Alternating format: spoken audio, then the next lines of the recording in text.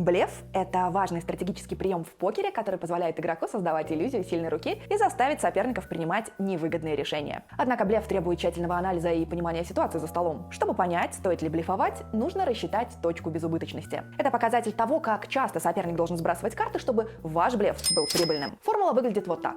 Z – точка безубыточности блефа, необходимый процент фолда соперника. Y – размер вашей блефовой ставки. X – сумма денег в банке до ставки. Пример. Если в банке $100, а вы ставите еще 60, то Z равно 60 делить на 100 плюс 60, 0,38 или 38%. То есть, если соперник сбрасывает чаще, чем в 38% случаев, блеф будет выгоден. Для успешного блефа важно понимать, как часто ваш соперник сбрасывает карты. Это требует опыта и способности читать диапазоны рук противника. Оцените, с каким диапазоном соперник, и используйте статистику, чтобы понять его реакцию на агрессию. Итак, что нужно знать, чтобы овладеть искусством блефа? Определите, какие руки могли быть у вашего соперника, основываясь на его действиях до и после флопа. Избегайте блефов против агрессивных игроков, которые склонны к колам. Лучше блефовать против более осторожных соперников, которые чаще сбрасывают карты. Блефуйте на флопах, которые лучше подходят вашему диапазону, чем диапазону соперника. Например, если вы префлоп-агрессор, высокие карты на борде могут сыграть вам на руку. Блеф – это сложный, но важный аспект покера. Всегда оценивайте, есть ли у вас хоть какой-то эквити, прежде чем решиться на блеф.